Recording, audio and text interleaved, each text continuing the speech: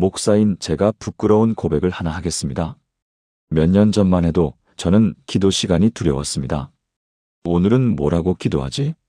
매일 아침마다 반복되는 고민이었습니다. 형식적인 기도, 습관적인 기도, 마음이 없는 기도. 설교는 준비할 수 있어도 기도는 준비할 수 없다는 생각에 괴로웠습니다. 목사로서 30년을 살아왔지만 가장 어려운 것이 매일 아침 하나님 앞에 무릎 꿇는 일이었습니다. 여러분도 그런 경험 있으시지 않나요? 기도하려고 하는데 입이 떨어지지 않고 무슨 말을 해야 할지 모르는. 그런데 2년 전 어느 새벽 한 자매님께서 전화를 하셨습니다. 목소리가 떨리고 계셨습니다. 목사님, 저 더 이상 기도할 말이 없어요. 하나님께 무슨 말을 해야 할지 모르겠어요. 그 순간 제 마음이 찢어지는 것 같았습니다. 왜냐하면 그것이 바로 제 모습이었기 때문입니다. 그 자매님은 68세의 김순자 집사님이셨습니다. 30년을 교회를 섬기신 분이셨습니다.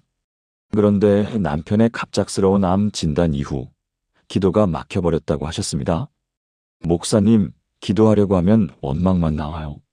하나님이 왜 이러시나 싶고 기도가 하늘에 닿지 않는 것 같아요. 저는 그날 밤 잠을 이룰 수가 없었습니다. 집사님의 고백이 제 마음을 파고들었기 때문입니다.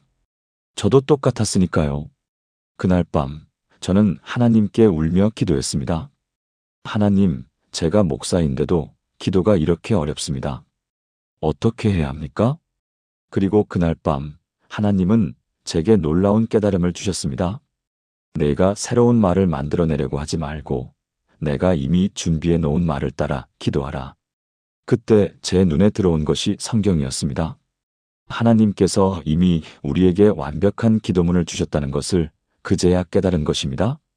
저는 그날부터 7일 동안 7가지 기도를 하기 시작했습니다. 성경 말씀을 그대로 따라 기도하는 것이었습니다. 그리고 7일 후 제 삶이 완전히 달라졌습니다. 김순자 집사님께도 이 방법을 알려드렸습니다. 7일 후 그 집사님은 눈물을 흘리며 제게 오셨습니다. 목사님, 하나님이 살아계셔요. 정말로 살아계세요. 기도가 이렇게 달콤한 줄 몰랐어요. 오늘 제가 그 7가지 기도를 여러분과 나누려고 합니다. 단 7일입니다. 7일만 이 기도를 따라 해보시겠습니까? 여러분의 인생이 놀랍게 변하는 것을 경험하실 것입니다. 본문. 첫 번째 감사로 문을 여는 기도 시편 100편 4절. 여러분, 아침에 눈을 뜨면 가장 먼저 무슨 생각이 드시나요? 오늘도 힘든 하루가 시작되는구나. 아, 몸이 왜 이렇게 무거울까? 오늘은 또 무슨 일이 생길까? 우리는 습관적으로 걱정과 근심으로 하루를 시작합니다. 그런데 하나님은 전혀 다른 방법을 알려주십니다. 바로 감사로 하루를 여는 것입니다. 시편 100편 4절을 함께 보시겠습니까? 감사함으로 그의 문에 들어가며 찬송함으로 그의 궁정에 들어가서 그에게 감사하며 그의 이름을 성축할지어다. 이 말씀이 주는 의미는 무엇입니까? 하나님께 나아가는 문이 바로 감사라는 것입니다. 다윗은 이 시편을 쓸 때 성전 예배의 질서를 생각했습니다. 이스라엘 백성들이 성전에 들어갈 때 가장 먼저 하는 일이 무엇이었습니까? 바로 감사 제사를 드리는 것이었습니다. 하나님의 임재 앞에 나아가는 첫걸음이 감사였던 것입니다. 여러분, 이것을 우리 삶에 어떻게 적용할 수 있을까요? 매일 아침 눈을 뜨자마자 3가지만 감사하는 것입니다. 복잡하게 생각하지 마세요. 하나님, 오늘도 숨 쉬게 하시니 감사합니다. 하나님, 이 침대에서 일어날 수 있는 힘을 주시니 감사합니다. 하나님, 사랑하는 가족이 있어 감사합니다. 이렇게 3가지만 고백하는 것입니다. 그런데 이 간단한 기도가 어떤 기적을 일으키는지 아십니까? 제가 실제로 경험한 일을 나누겠습니다. 2022년 3월, 저희 교회에 박미경 권사님이 계셨습니다. 65세, 무릎 관절염으로 걷는 것조차 힘들어 하시던 분이셨습니다. 매일 아침 일어나면 무릎 통증 때문에 신음하셨다고 합니다. 하나님, 왜 저만 이렇게 아픕니까? 다른 사람들은 멀쩡한데. 원망과 한탄으로 하루를 시작하셨던 것입니다. 그런데 제가 이 감사 기도를 알려드렸습니다. 권사님, 7일만 해보세요. 아침에 눈 뜨자마자 3가지만 감사하는 겁니다. 권사님은 처음엔 의아해 하셨습니다. 목사님, 이렇게 아픈데 무엇을 감사합니까? 하지만 순종의 마음으로 시작하셨습니다. 첫날 아침, 통증으로 잠에서 깨신 권사님은 이렇게 기도하셨습니다. 하나님, 그래도 오늘도 살아서 눈을 뜨게 하시니 감사합니다. 억지로 짜내는 감사였습니다. 둘째 날도 마찬가지였습니다. 하나님, 비록 무릎은 아프지만 2다리가 있으니 감사합니다. 셋째 날 조금 변화가 시작되었습니다. 통증은 여전했지만 눈을 뜨자마자 원망이 아닌 감사가 먼저 나왔습니다. 넷째 날 권사님은 놀라운 경험을 하셨습니다.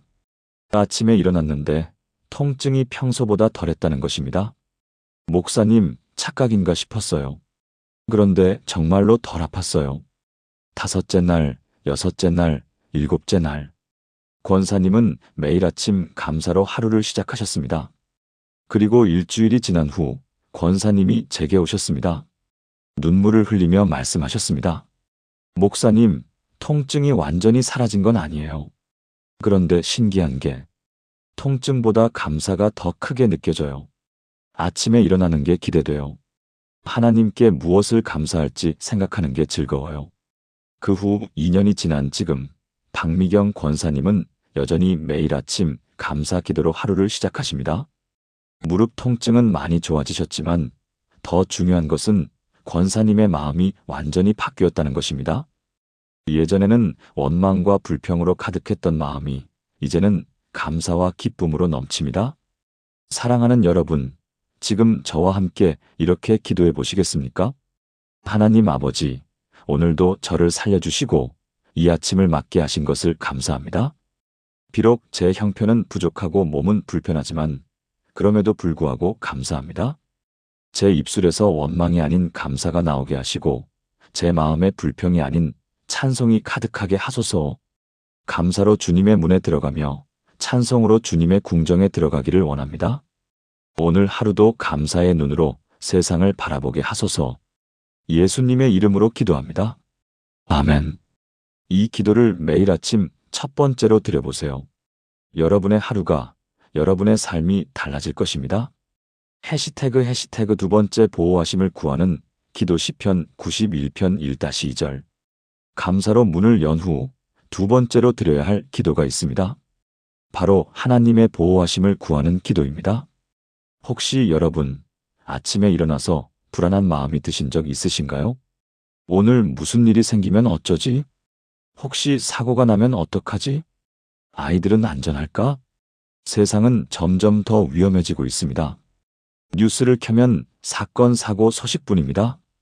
우리는 두려움 속에서 살아갑니다. 그런데 하나님은 우리에게 놀라운 약속을 주셨습니다. 시편 91편 1절에서 2절입니다. 지극히 높으신 이의 은밀한 곳에 거주하며 전능하신 이의 그늘 아래에 사는 자여. 나는 여호와를 향하여 말하기를 그는 나의 피난처여 나의 요새요 내가 이래하는 하나님이라 하리니. 이 시편은 아마도 모세가 광야에서 쓴 시편으로 추정됩니다. 광야는 위험천만한 곳이었습니다. 맹수도 있고 도적도 있고 독사와 전갈도 있었습니다. 하지만 모세는 이스라엘 백성들에게 이렇게 선포합니다. 하나님의 보호 아래 있는 자는 안전하다. 은밀한 곳이라는 표현을 주목하세요. 이것은 하나님과의 친밀한 관계를 의미합니다. 하나님과 가까이 있는 사람, 하나님의 임재 안에 거하는 사람은 그 어떤 위험에서도 안전하다는 것입니다. 그렇다면 우리는 어떻게 이 기도를 드려야 할까요? 매일 아침 이렇게 고백하는 것입니다. 하나님, 오늘 하루도 제가 주님의 보호 아래 있음을 믿습니다. 주님은 나의 피난처요, 나의 요새이십니다. 오늘 하루 저와 제 가족을 지켜주소서. 단순하지만 강력한 고백입니다. 이 고백이 얼마나 놀라운 능력이 있는지 실제 사례를 나누겠습니다. 2023년 5월 저희 교회 청년부에 이진호 집사가 있었습니다. 32세 택배기사로 일하시는 분이었습니다. 매일 100개가 넘는 택배를 배달하느라 정신없이 바쁜 날들이었습니다. 특히 오토바이를 타고 이곳저곳을 다니다 보니 항상 위험했습니다. 진호 집사의 어머니는 매일 불안해하셨습니다. 애가 오토바이를 타고 다니는데 사고라도 나면 어쩌나. 밤에 잠도 제대로 못 주무셨다고 합니다. 그런데 제가 이 7가지 기도를 교회에서 나누었을 때 진호 집사의 어머니가 첫 번째로 참석하셨습니다. 그리고 매일 아침 6시 아들이 출근하기 전에 이 기도를 드리기 시작하셨습니다. 하나님, 우리 진호가 오늘도 주님의 보호 아래 있습니다. 주님은 진호의 피난처요 요새이십니다. 오늘 하루도 안전하게 지켜주소서. 첫 주가 지나갔습니다. 특별한 일은 없었습니다. 둘째 주가 지나갔습니다. 그런데 진호 집사 어머니의 마음에 변화가 생기기 시작했습니다. 예전처럼 불안하지 않았던 것입니다. 이상하게 마음이 평안해요. 기도하고 나면 진호가 안전할 거라는 확신이 들어요. 셋째 주가 되던 어느 날이었습니다. 진호 집사가 퇴근 후 집에 와서 어머니께 말씀드렸습니다. 어머니, 오늘 큰일 날 뻔했어요. 어머니는 깜짝 놀라셨습니다. 무슨 일이야? 오늘 배달하러 가는데 갑자기 앞에 차가 급정거를 했어요. 그런데 신기하게도 제가 브레이크를 밟기도 전에 오토바이가 저절로 멈춘 것 같았어요. 조금만 늦었어도 큰 사고였을 거예요. 어머니는 그 말을 듣고 눈물을 흘리셨습니다.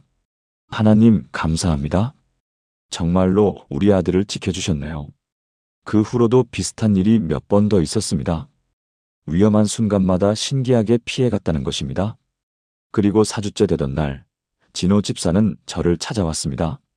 목사님, 이제 저도 매일 아침 이 기도를 드리고 있어요. 어머니가 기도하시는 걸 옆에서 들었는데 너무 감동이었어요. 그래서 저도 출근하면서 차 안에서 이 기도를 드려요.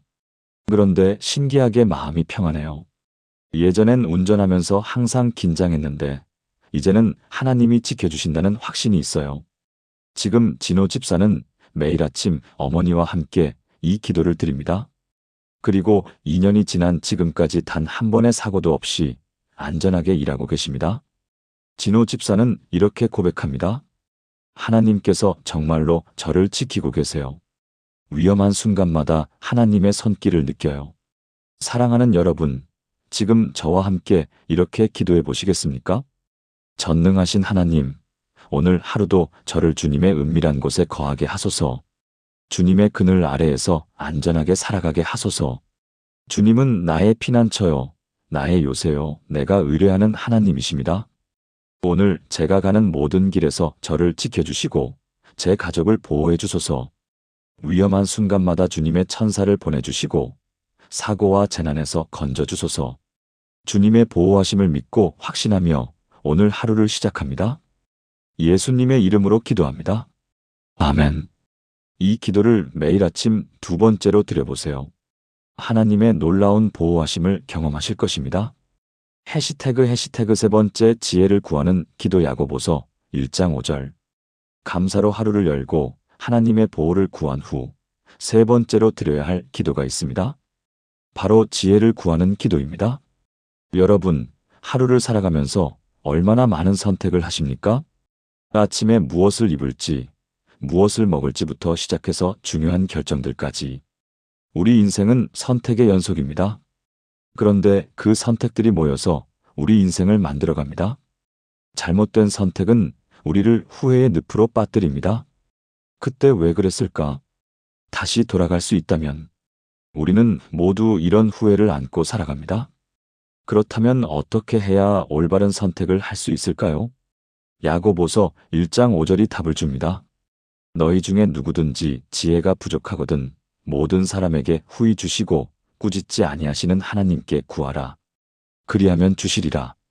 이 말씀은 야고보가 초대교회 성도들에게 쓴 편지입니다. 당시 성도들은 박해와 시험 가운데 있었습니다. 어떻게 살아야 할지, 어떤 결정을 내려야 할지 혼란스러웠습니다. 그때 야고보는 이렇게 말합니다. 지혜가 부족하거든 하나님께 구하라. 여기서 후히 주시고라는 표현이 중요합니다.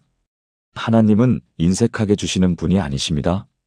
넉넉하게, 풍성하게 주시는 분이십니다. 그리고 꾸짖지 아니하시는 이라는 표현도 주목하세요.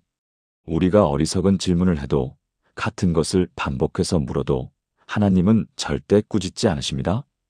오히려 기쁘게 지혜를 주시는 분이십니다. 그렇다면 우리는 어떻게 이 기도를 드려야 할까요? 매일 아침 구체적으로 구하는 것입니다. 하나님, 오늘 제가 내릴 모든 결정에 지혜를 주소서. 어떤 말을 할지, 어떻게 행동할지 지혜를 주소서. 제가 하나님의 뜻을 분별할 수 있도록 지혜를 주소서. 이 간단한 기도가 얼마나 놀라운 변화를 가져오는지 실제 사례를 나누겠습니다. 2023년 9월 저희 교회에 최영희 권사님이 계셨습니다. 59세 중학교 3학년 아들을 둔 어머니셨습니다. 권사님의 고민은 아들의 진로였습니다. 아들은 특성화 고등학교에 가고 싶어 했지만 권사님은 인문계 고등학교를 보내고 싶어 하셨습니다. 우리 아들이 대학을 가야 하는데 특성화고는 안 되지. 어머니와 아들은 매일 다투었습니다. 아들은 반항했고 권사님은 답답해 하셨습니다. 목사님, 제가 어떻게 해야 합니까? 아들의 미래가 걸린 문제인데. 저는 권사님께 이 지혜의 기도를 알려드렸습니다. 권사님, 7일만 이 기도를 드려보세요. 하나님께 지혜를 구하세요. 권사님은 처음엔 반신반의하셨습니다. 기도한다고 답이 나올까요? 하지만 절박한 마음으로 시작하셨습니다. 첫날 아침 권사님은 이렇게 기도하셨습니다. 하나님, 저에게 지혜를 주소서. 아들에게 무엇이 최선인지 알려주소서. 처음에는 형식적인 기도였습니다. 둘째 날, 셋째 날도 마찬가지였습니다. 그런데 넷째 날 아침 기도하던 중에 갑자기 한 생각이 떠올랐습니다. 내가 정말 아들을 위하는 건가? 아니면 내 욕심인가? 권사님은 그 순간 충격을 받으셨습니다. 아, 내가 아들의 말은 한 번도 제대로 들어본 적이 없구나. 다섯째 날, 권사님은 아들과 진지하게 대화를 나누셨습니다. 엄마가 미안해. 내 말을 제대로 들어주지 못했어. 내가 왜 특성화고에 가고 싶은지 말해줄래? 아들은 처음엔 놀랐습니다. 엄마가 이렇게 나온 적이 없었기 때문입니다. 그리고 조심스럽게 자신의 꿈을 이야기했습니다. 엄마, 저는 손으로 무언가를 만드는 게 좋아요. 공부는 잘 못하지만 기술을 배우면 잘할 수 있을 것 같아요. 그리고 특성화고는 졸업하면 바로 취업도 되고 나중에 원하면 대학도 갈 수 있어요. 권사님은 그 말을 들으며 눈물이 났습니다. 아들이 이렇게 깊이 생각하고 있었다는 것을, 자신이 전혀 몰랐다는 것을 깨달았기 때문입니다.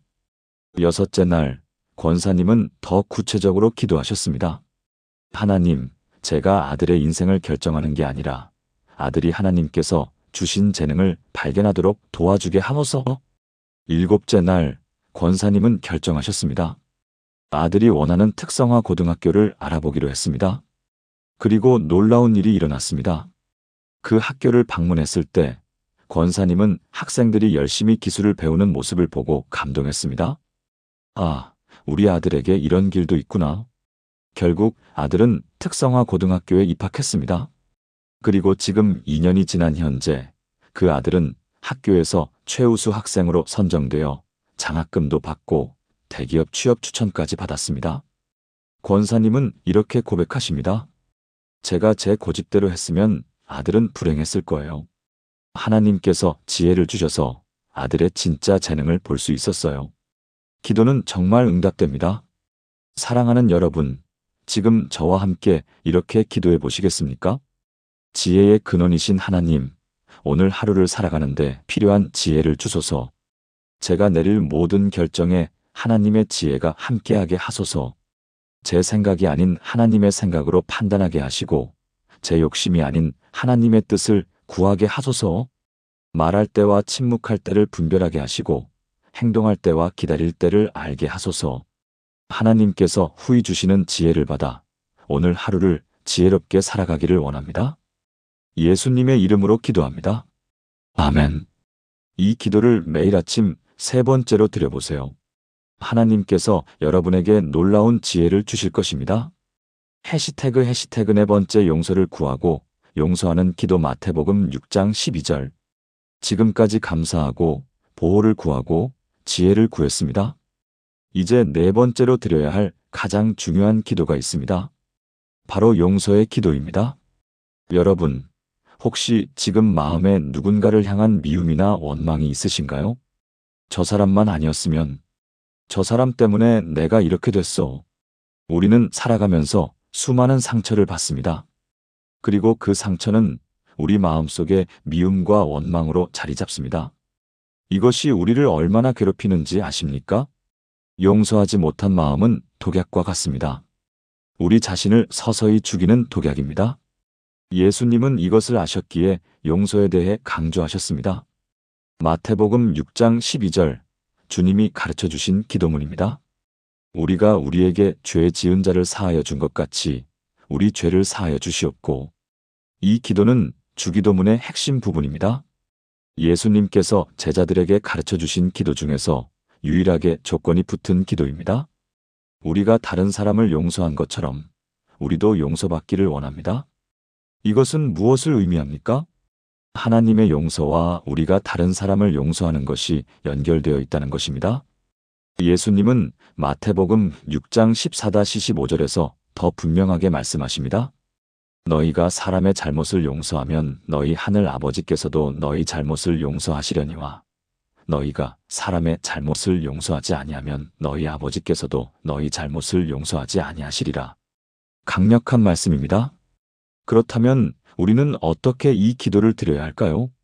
매일 아침 두 가지를 기도하는 것입니다. 첫째, 하나님, 제 죄를 용서해 주소서. 우리는 매일 의식적이든 무의식적이든 죄를 짓습니다.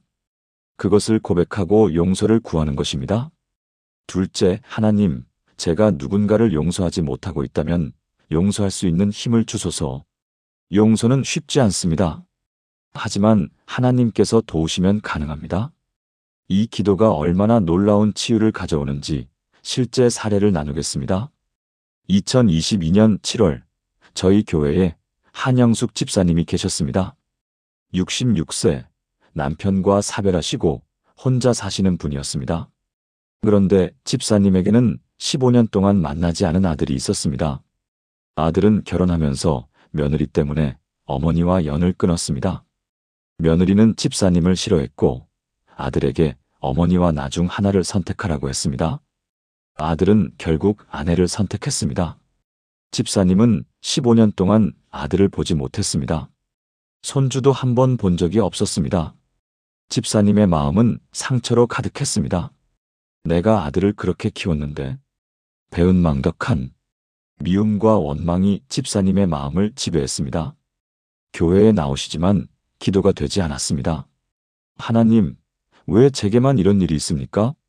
그런데 제가 이 7가지 기도를 나눴을 때 집사님이 참석하셨습니다. 특히 이 네 번째 기도, 용서의 기도를 들으셨을 때 집사님은 울기 시작하셨습니다. 목사님, 저는 용서할 수 없어요. 15년 동안 한 번도 안 찾아온 자식을 어떻게 용서합니까? 저는 집사님께 말씀드렸습니다. 집사님, 용서는 상대를 위한 것이 아닙니다. 집사님 자신을 위한 것입니다. 용서하지 못한 마음이 집사님을 얼마나 괴롭혀왔습니까? 7일만 이 기도를 드려보세요. 집사님은 떨리는 마음으로 시작하셨습니다. 첫날 아침 집사님은 이렇게 기도하셨습니다. 하나님, 제 죄를 용서해 주소서. 그리고 제가 아들을 용서할 수 있게 도와주소서. 기도하면서 눈물이 쏟아졌습니다. 둘째 날, 셋째 날도 똑같이 기도하셨습니다. 그런데 넷째 날 아침 기도 중에 갑자기 한 생각이 떠올랐습니다. 나도 부모로서 완벽하지 않았어. 아들에게 상처를 준 적도 있었지. 집사님은 그동안 자신만 피해자라고 생각했습니다. 하지만 하나님께서 집사님의 마음에 다른 시각을 열어주셨습니다.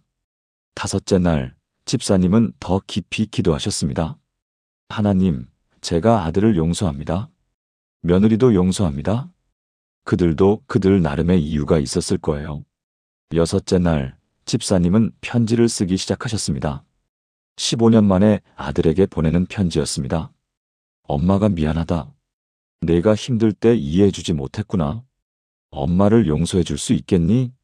일곱째 날, 집사님은 그 편지를 붙였습니다. 떨리는 손으로 우체통에 넣으셨습니다.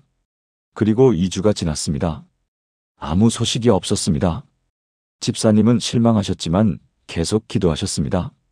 하나님, 제 마음은 이미 평안합니다. 용서했으니까요. 그런데 3주째 되던 어느 날 집사님 집 초인종이 울렸습니다. 문을 열었더니 아들이 서 있었습니다. 15년 만에 보는 아들이었습니다. 아들은 울고 있었습니다. 엄마, 미안해요.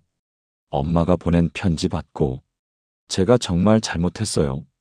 어머니와 아들은 15년 만에 포옹했습니다. 둘 다 울었습니다.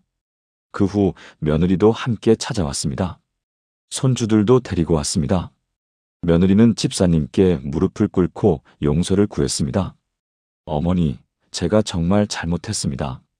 용서해 주세요. 집사님은 며느리를 일으켜 세우며 말씀하셨습니다. 이미 용서했단다. 너를 미워했던 15년이 내 인생에서 가장 힘든 시간이었어. 이제 우리 다시 시작하자. 지금 집사님은 매주 아들 가족과 함께 식사하십니다. 손주들은 집사님을 사랑하는 할머니라고 부릅니다. 집사님은 이렇게 고백하십니다. 용서는 기적이에요. 제 인생을 완전히 바꿨어요. 15년 동안 제 마음을 짓누르던 돌덩이가 사라졌어요. 이제 저는 자유로워요. 사랑하는 여러분, 지금 저와 함께 이렇게 기도해 보시겠습니까? 긍휼이 풍성하신 하나님, 오늘도 제 모든 죄를 용서해 주소서. 제가 지은 죄, 제가 알지 못하는 죄까지 모두 용서해 주소서. 그리고 하나님, 제 마음속에 누군가를 향한 미움이나 원망이 있다면 보여주소서. 제가 용서하지 못하고 있는 사람이 있다면 용서할 수 있는 힘을 주소서. 용서는 제 힘으로 할 수 없지만 주님의 은혜로 가능함을 믿습니다. 오늘 제 마음에서 미움과 원망을 몰아내시고 사랑과 평안으로 채워주소서. 예수님의 이름으로 기도합니다. 아멘. 이 기도를 매일 아침 4번째로 드려보세요. 여러분의 마음이, 여러분의 관계가 회복될 것입니다. 해시태그 5번째 가족을 위한 기도 여호수아 24장 15절. 용서의 기도를 드린 후 이제 5번째 기도로 넘어갑니다. 바로 가족을 위한 기도입니다. 여러분, 이 세상에서 가장 소중한 것이 무엇입니까? 돈도 명예도 권력도 아닙니다. 바로 가족입니다. 그런데 아이러니하게도 우리는 가족을 위해 기도하는 것을 잊고 살아갑니다. 당연히 함께 있을 거라고 생각하기 때문입니다. 하지만 세상은 우리 가족을 공격합니다. 부부 사이를 갈라놓고 자녀를 빼앗아가고 부모 자식 간의 관계를 파괴합니다. 우리는 가족을 위해 기도해야 합니다.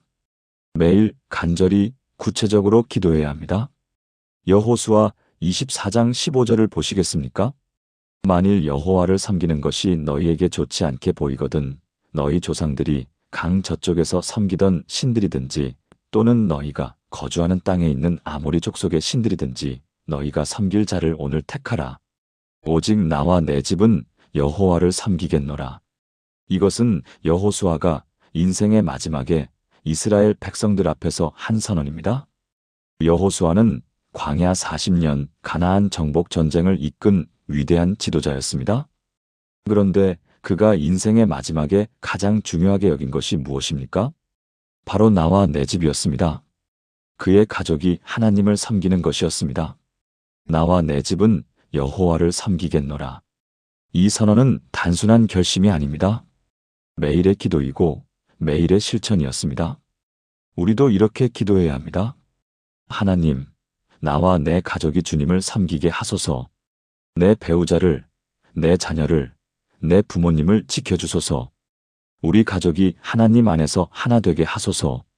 이 기도가 얼마나 강력한지 실제 사례를 나누겠습니다. 2023년 3월 저희 교회에 김철수 장로님이 계셨습니다. 70세, 평생 교회를 섬기신 분이었습니다. 그런데 장로님의 큰 고민은 아들이었습니다. 45세 된 아들이 교회를 나오지 않았던 것입니다. 아들은 어렸을 때는 교회를 다녔지만 대학 진학 후 교회를 떠났습니다. 아빠, 저는 제 길을 가겠어요. 교회는 제 길이 아니에요. 장로님은 25년 동안 아들을 위해 기도했습니다.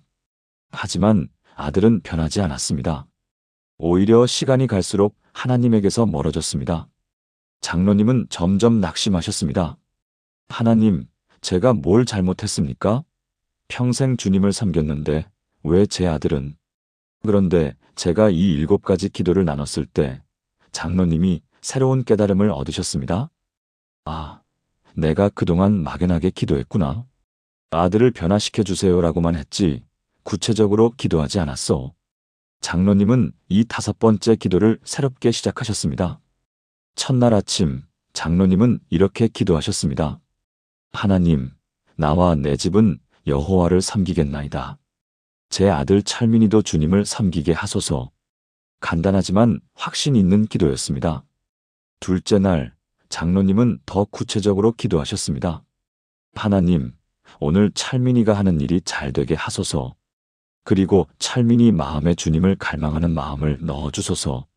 셋째 날, 넷째 날, 5째 날. 장로님은 매일 아침 아들을 위해 구체적으로 기도하셨습니다. 그런데 일주일이 지난 어느 토요일 저녁이었습니다. 아들이 갑자기 부모님 댁에 찾아왔습니다.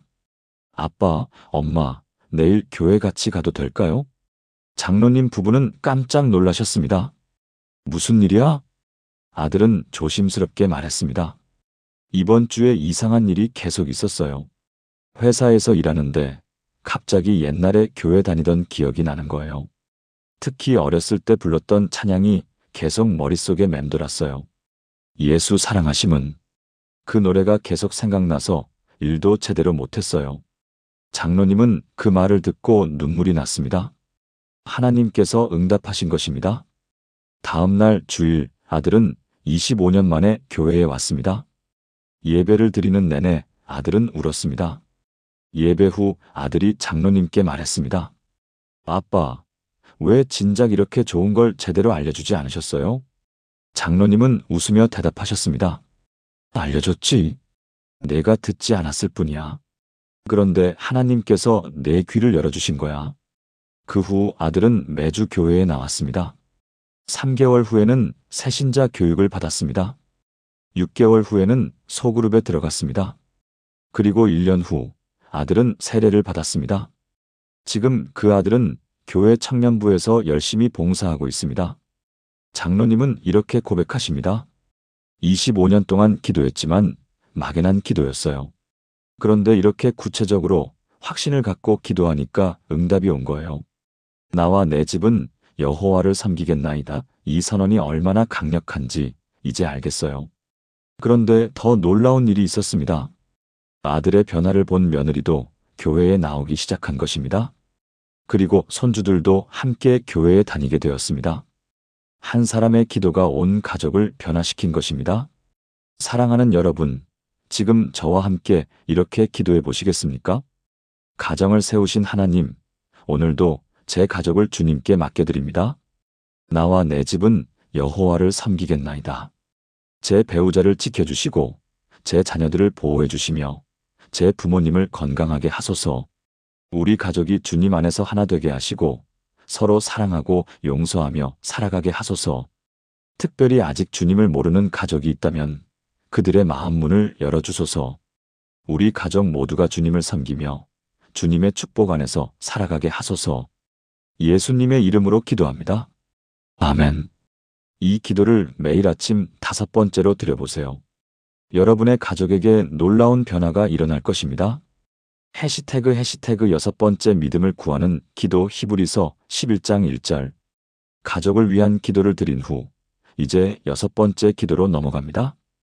바로 믿음을 구하는 기도입니다. 여러분, 혹시 이런 생각 해보신 적 있으신가요? 내 믿음이 너무 약한 것 같아. 다른 사람들은 믿음이 강한데 나는 정말 하나님이 계실까? 가끔 의심이 들어. 우리는 모두 믿음의 연약함을 경험합니다. 확신했다가도 흔들리고 믿었다가도 의심하는 이것이 우리의 현실입니다. 그런데 놀라운 사실은 믿음도 기도로 구할 수 있다는 것입니다. 믿음은 우리가 만들어내는 것이 아니라 하나님께서 주시는 선물입니다. 히브리서 11장 1절을 보시겠습니까?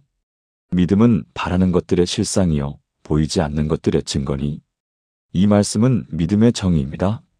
믿음은 바라는 것들의 실상입니다. 아직 이루어지지 않았지만 이미 이루어진 것처럼 확신하는 것입니다. 믿음은 보이지 않는 것들의 증거입니다. 눈에 보이지 않지만 분명히 존재한다는 것을 확신하는 것입니다. 히브리서 기자는 11장 전체를 통해 믿음의 선진들을 소개합니다. 아벨, 에녹, 노아, 아브라함, 모세. 이들의 공통점은 무엇입니까? 보이지 않는 하나님을 보는 것처럼 믿었다는 것입니다.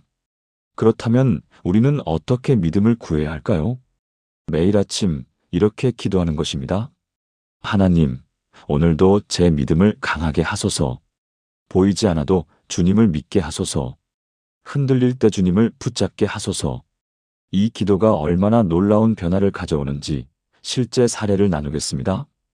2022년 11월 저희 교회에 이명숙 집사님이 계셨습니다. 58세 유방암 3기 진단을 받으신 분이었습니다. 의사는 말했습니다. 수술하고 항암 치료를 받으셔야 합니다. 그래도 5년 생존율이 50%입니다. 집사님은 그 말을 듣고 절망했습니다. 하나님, 저는 이제 죽는 겁니까? 믿음이 흔들렸습니다. 30년을 믿어왔지만 죽음 앞에서 믿음은 무너졌습니다. 수술 날짜가 다가왔습니다. 집사님은 두려웠습니다. 수술이 성공할지, 항암 치료를 견딜 수 있을지, 살아날 수 있을지, 모든 것이 불확실했습니다. 그때 집사님의 친구가 이 7가지 기도를 알려주었습니다. 명수가 이거 한번 해봐. 나도 힘들 때 이 기도하면서 견뎠어. 집사님은 처음엔 회의적이었습니다. 기도한다고 암이 났나?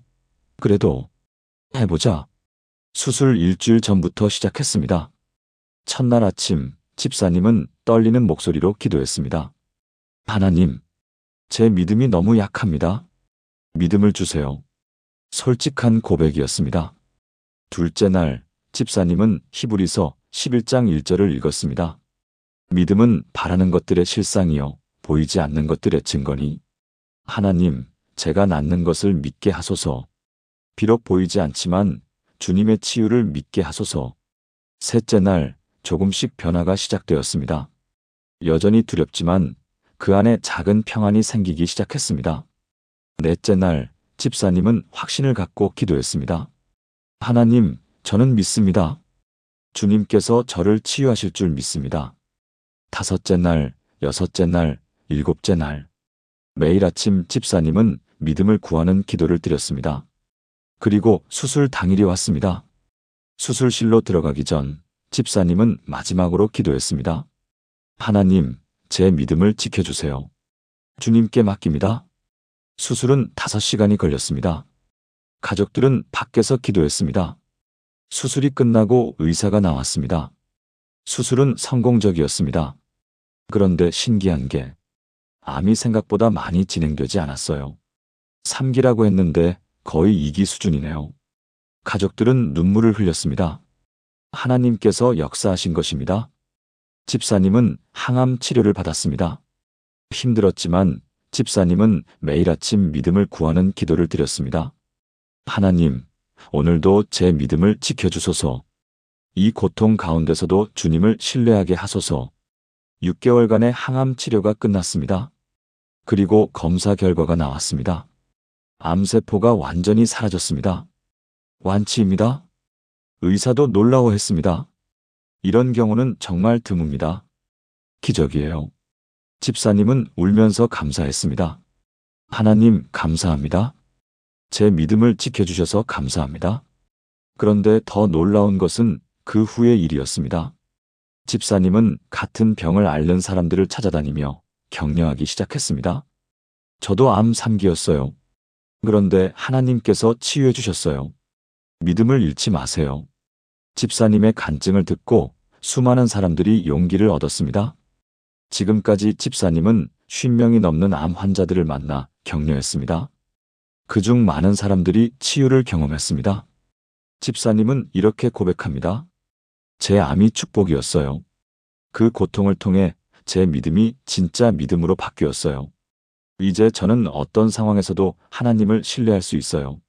사랑하는 여러분, 지금 저와 함께 이렇게 기도해 보시겠습니까? 믿음의 주요 온전하게 하시는 이신 예수님, 오늘도 제 믿음을 강하게 하소서.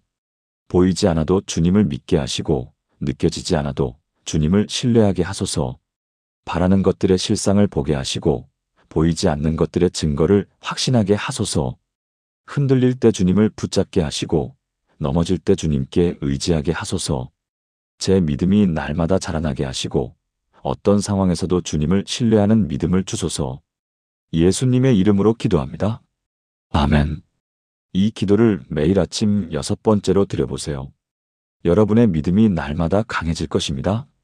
해시태그 7번째 하루를 주님께 맡기는 기도 잠언 3장 5-6절. 이제 마지막 7번째 기도입니다. 바로 하루를 주님께 맡기는 기도입니다. 여러분, 지금까지 6가지 기도를 드렸습니다. 감사하고, 보호를 구하고, 지혜를 구하고, 용서하고, 가족을 위해 기도하고, 믿음을 구했습니다. 이제 마지막으로 할 일이 남았습니다. 바로 오늘 하루를 완전히 하나님께 맡기는 것입니다. 우리는 종종 기도는 하면서도 여전히 우리가 통제하려고 합니다. 하나님, 제 계획대로 되게 해주세요. 이것은 기도가 아니라 요구입니다. 진짜 기도는 하나님의 뜻대로 되게 해주세요입니다. 잠언 3장 5절에서 6절을 보시겠습니까? 너는 마음을 다하여 여호와를 신뢰하고 내 명철을 의지하지 말라. 너는 범사에 그를 인정하라. 그리하면 내 길을 지도하시리라. 이 말씀은 솔로몬이 그의 지혜로 우리에게 주는 최고의 조언입니다. 마음을 다하여 여호와를 신뢰하라. 반쯤 신뢰하는 것이 아니라 완전히 신뢰하라는 것입니다. 내 명철을 의지하지 말라. 우리의 판단, 우리의 지혜를 믿지 말라는 것입니다. 왜냐하면 우리의 생각은 제한적이기 때문입니다. 범사에 그를 인정하라. 모든 일에서 하나님을 첫 번째로 생각하라는 것입니다. 그러면 어떻게 됩니까? 내 길을 지도하시리라. 하나님께서 우리의 길을 인도하신다는 약속입니다. 우리가 계획을 세우지 말라는 것이 아닙니다. 하지만 그 계획을 하나님께 맡기고 하나님의 인도하심을 따르라는 것입니다. 그렇다면 우리는 어떻게 이 기도를 드려야 할까요? 매일 아침 마지막으로 이렇게 기도하는 것입니다. 하나님, 오늘 하루를 주님께 맡깁니다. 제 계획이 아니라 주님의 뜻이 이루어지게 하소서. 오늘 하루 주님께서 제 길을 인도해 주소서. 이 기도가 얼마나 놀라운 평안을 가져오는지 실제 사례를 나누겠습니다. 2023년 8월 저희 교회에 박정희 권사님이 계셨습니다. 63세 작은 식당을 운영하시는 분이었습니다. 권사님은 전형적인 걱정쟁이였습니다. 아침에 일어나면 벌써 하루 종일 걱정이었습니다. 오늘 손님이 올까? 재료값이 또 올랐는데 직원이 안 나오면 어떡하지? 요즘 장사가 안 되는데 월세를 낼 수 있을까? 권사님은 매일 불안과 걱정 속에서 살았습니다. 밤에도 잠을 제대로 못 주무셨습니다. 걱정이 너무 많아서 불면증까지 생겼습니다. 건강도 나빠졌습니다. 스트레스로 인해 위염과 고혈압이 생겼습니다. 의사는 말했습니다. 권사님, 스트레스를 줄이셔야 해요. 이러다가 큰일 나요. 권사님도 알고 있었습니다. 걱정해도 해결되는 게 없다는 것을. 하지만 멈출 수가 없었습니다. 목사님, 어떻게 걱정을 안 할 수 있어요? 현실이 이런데. 그때 제가 이 7가지 기도를 알려드렸습니다. 특히 이 마지막 기도, 하루를 주님께 맡기는 기도를 강조했습니다. 권사님, 7일만 해보세요. 매일 아침 하루를 주님께 완전히 맡기는 겁니다. 권사님은 반신반의했지만 시작했습니다. 첫날 아침, 권사님은 이렇게 기도했습니다. 하나님, 오늘 하루를 주님께 맡깁니다. 제가 걱정해도 소용없으니 주님이 알아서 하세요. 솔직히 확신이 없는 기도였습니다. 하지만 신기하게도 그날은 마음이 조금 편했습니다. 둘째 날, 권사님은 더 진지하게 기도했습니다. 하나님, 오늘 하루를 주님께 맡깁니다. 제 계획이 아니라 주님의 뜻대로 되게 하소서. 그날 권사님은 의도적으로 걱정을 내려놓으려고 했습니다. 걱정이 올라올 때마다 주님께 맡겼어라고 속으로 외쳤습니다. 셋째 날, 넷째 날, 다섯째 날. 매일 아침 권사님은 하루를 주님께 맡기는 기도를 드렸습니다. 그런데 놀라운 변화가 시작되었습니다. 권사님의 마음에 평안이 찾아온 것입니다. 여섯째 날, 권사님은 이렇게 고백했습니다. 목사님, 신기해요. 상황은 하나도 안 변했어요. 장사도 여전히 안 되고 재료값도 여전히 비싸요. 그런데 제 마음이 편해요. 걱정이 줄어들었어요. 일곱째 날, 권사님은 확신을 갖고 기도했습니다. 하나님, 오늘 하루도 주님께 완전히 맡깁니다.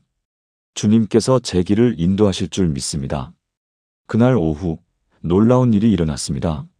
한 손님이 식당에 왔습니다. 근처 회사의 직원이었습니다. 그 손님은 권사님의 음식을 먹고 크게 감동했습니다. 사장님, 정말 맛있어요.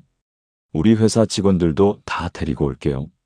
다음 날부터 그 회사 직원들이 단골이 되었습니다. 매일 20명 이상이 찾아왔습니다. 그것도 모자라 그 손님이 SNS에 식당을 소개했습니다. 숨은 맛집 발견. 꼭 가보세요. 그 글이 퍼지면서 손님이 몰려들기 시작했습니다. 한 달 만에 권사님의 식당은 지역 맛집이 되었습니다. 예약을 해야 먹을 수 있을 정도였습니다. 권사님은 눈물을 흘리며 감사했습니다. 하나님, 제가 그렇게 걱정하고 애썼을 때는 안 됐는데 주님께 맡기고 나니까 이렇게 해주시네요. 그런데 더 중요한 것은 권사님의 내면의 변화였습니다. 장사가 잘 되든 안 되든 이제 권사님은 평안했습니다. 주님께서 알아서 하실 거야라는 확신이 생긴 것입니다. 불면증도 사라졌습니다. 위염과 고혈압도 많이 좋아졌습니다. 권사님은 지금도 매일 아침 이 기도를 드립니다. 하나님, 오늘 하루도 주님께 맡깁니다. 그리고 이렇게 고백합니다. 이 기도가 제 인생을 바꿨어요. 제가 통제하려고 하던 삶에서 하나님께 맡기는 삶으로 바뀌었어요. 이제 저는 자유로워요. 사랑하는 여러분, 지금 저와 함께 이렇게 기도해 보시겠습니까? 모든 것을 다스리시는 하나님, 오늘 하루를 주님께 온전히 맡겨드립니다. 제 계획이 아니라 주님의 뜻이 이루어지기를 원합니다. 마음을 다하여 주님을 신뢰하고 제 명철을 의지하지 않겠습니다. 범사에 주님을 인정하오니 제 길을 지도해 주소서. 오늘 하루 만날 사람, 할 일, 겪을 상황 모두를 주님께 맡깁니다. 주님께서 예비하신 길을 따라가게 하시고 주님의 섭리 안에서 살아가게 하소서. 걱정과 불안을 내려놓고 주님의 평안을 누리며 오늘 하루를 살아가기를 원합니다. 예수님의 이름으로 기도합니다. 아멘. 이 기도를 매일 아침 7번째로 마지막으로 드려보세요. 여러분의 하루가, 여러분의 인생이 완전히 달라질 것입니다. 해시태그 통합기도문. 사랑하는 여러분, 지금까지 7가지 기도를 나눴습니다. 이제 이 모든 기도를 하나로 엮어 함께 기도하겠습니다. 저를 따라 기도해 주시겠습니까? 전능하신 하나님 아버지, 오늘 이 아침 주신 7가지 기도의 은혜를 감사드립니다. 감사함으로 주님의 문에 들어가게 하시고 주님의 보호 아래 안전하게 거하게 하시며 지혜를 풍성히 주시고 용서하고 용서받게 하시며 가족을 지켜주시고 믿음을 강하게 하시며 하루를 주님께 맡기게 하신 은혜를 찬양합니다. 저는 고백합니다. 오늘도 숨 쉬게 하시니 감사하고 주님의 은밀한 곳에 거하며 주님의 지혜로 살아가며 용서하고 용서받으며 나와 내 집은 여호와를 섬기며 보이지 않아도 주님을 믿으며 마음을 다하여 주님을 신뢰합니다. 오늘부터 저와 제 가족이 매일 아침 이 7가지 기도로 하루를 시작하게 하소서. 이 기도가 우리 삶의 습관이 되게 하시고 우리 가정의 전통이 되게 하시며 우리 영혼의 호흡이 되게 하소서. 감사와 찬송으로 시작하여 보호하심을 확신하고 지혜롭게 결정하며 용서와 화해로 관계를 회복하고 가족을 위해 중보하며 믿음으로 승리하고 모든 것을 주님께 맡기는 삶을 살게 하소서. 이 7가지 기도를 통해 우리의 아침이 달라지고 우리의 하루가 변화되며 우리의 인생이 새로워지기를 간절히 기도합니다. 주님의 말씀대로 살아가며 주님의 뜻 안에서 행하며 주님의 영광을 나타내는 삶을 살게 하소서. 이 모든 말씀과 약속이 우리 삶에 온전히 이루어지기를 믿고 선포합니다. 살아계신 예수 그리스도의 이름으로 기도합니다. 아멘. 사랑하는 여러분, 지금까지 7가지 기도를 함께 나눴습니다. 정리하면 이렇습니다. 첫째, 감사로 문을 여는 기도입니다. 매일 아침 3가지를 감사하세요. 둘째, 보호하심을 구하는 기도입니다. 주님이 나의 피난처요, 요새라고 고백하세요. 셋째, 지혜를 구하는 기도입니다. 오늘 내릴 모든 결정에 지혜를 달라고 구하세요. 넷째, 용서를 구하고 용서하는 기도입니다. 내 죄를 용서받고 다른 사람을 용서하세요. 다섯째, 가족을 위한 기도입니다. 나와 내 집은 여호와를 섬기겠다고 선언하세요. 여섯째, 믿음을 구하는 기도입니다. 보이지 않아도 주님을 믿게 해달라고 구하세요. 일곱째, 하루를 주님께 맡기는 기도입니다. 오늘 하루를 완전히 주님께 맡기세요. 이 7가지 기도를 매일 아침 드려보세요. 단 7일입니다. 7일만 해보세요. 여러분의 인생이 놀랍게 변하는 것을 경험하실 것입니다. 김순자 집사님처럼, 이진호 집사님처럼, 최영희 권사님처럼, 한영숙 집사님처럼, 김철수 장로님처럼, 이명숙 집사님처럼, 박정혜 권사님처럼 수많은 분들이 이 7가지 기도로 인생이 변했습니다. 여러분도 할 수 있습니다. 오늘부터 시작하세요. 내일 아침 눈을 뜨자마자 이 7가지 기도를 드리세요. 하나님께서 여러분의 삶에 놀라운 역사를 행하실 것입니다. 목사인 제가 부끄러운 고백을 하나 하겠습니다. 몇 년 전만 해도 저는 기도 시간이 두려웠습니다. 오늘은 뭐라고 기도하지? 매일 아침마다 반복되는 고민이었습니다. 형식적인 기도, 습관적인 기도, 마음이 없는 기도. 설교는 준비할 수 있어도 기도는 준비할 수 없다는 생각에 괴로웠습니다. 목사로서 30년을 살아왔지만 가장 어려운 것이 매일 아침 하나님 앞에 무릎 꿇는 일이었습니다. 여러분도 그런 경험 있으시지 않나요? 기도하려고 하는데 입이 떨어지지 않고 무슨 말을 해야 할지 모르는. 그런데 2년 전 어느 새벽 한 자매님께서 전화를 하셨습니다. 목소리가 떨리고 계셨습니다. 목사님, 저 더 이상 기도할 말이 없어요. 하나님께 무슨 말을 해야 할지 모르겠어요. 그 순간 제 마음이 찢어지는 것 같았습니다. 왜냐하면 그것이 바로 제 모습이었기 때문입니다. 그 자매님은 68세의 김순자 집사님이셨습니다. 30년을 교회를 섬기신 분이셨습니다. 그런데 남편의 갑작스러운 암 진단 이후 기도가 막혀버렸다고 하셨습니다. 목사님, 기도하려고 하면 원망만 나와요. 하나님이 왜 이러시나 싶고 기도가 하늘에 닿지 않는 것 같아요. 저는 그날 밤 잠을 이룰 수가 없었습니다. 집사님의 고백이 제 마음을 파고들었기 때문입니다. 저도 똑같았으니까요. 그날 밤 저는 하나님께 울며 기도했습니다. 하나님, 제가 목사인데도 기도가 이렇게 어렵습니다. 어떻게 해야 합니까? 그리고 그날 밤 하나님은 제게 놀라운 깨달음을 주셨습니다. 내가 새로운 말을 만들어내려고 하지 말고 내가 이미 준비해 놓은 말을 따라 기도하라. 그때 제 눈에 들어온 것이 성경이었습니다. 하나님께서 이미 우리에게 완벽한 기도문을 주셨다는 것을 그제야 깨달은 것입니다. 저는 그날부터 7일 동안 7가지 기도를 하기 시작했습니다. 성경 말씀을 그대로 따라 기도하는 것이었습니다. 그리고 7일 후 제 삶이 완전히 달라졌습니다. 김순자 집사님께도 이 방법을 알려드렸습니다. 7일 후 그 집사님은 눈물을 흘리며 제게 오셨습니다. 목사님, 하나님이 살아계셔요. 정말로 살아계세요. 기도가 이렇게 달콤한 줄 몰랐어요. 오늘 제가 그 7가지 기도를 여러분과 나누려고 합니다. 단 7일입니다. 7일만 이 기도를 따라 해보시겠습니까? 여러분의 인생이 놀랍게 변하는 것을 경험하실 것입니다. 본문. 첫 번째, 감사로 문을 여는 기도 시편 100편 4절. 여러분, 아침에 눈을 뜨면 가장 먼저 무슨 생각이 드시나요? 오늘도 힘든 하루가 시작되는구나. 아, 몸이 왜 이렇게 무거울까? 오늘은 또 무슨 일이 생길까? 우리는 습관적으로 걱정과 근심으로 하루를 시작합니다. 그런데 하나님은 전혀 다른 방법을 알려주십니다. 바로 감사로 하루를 여는 것입니다.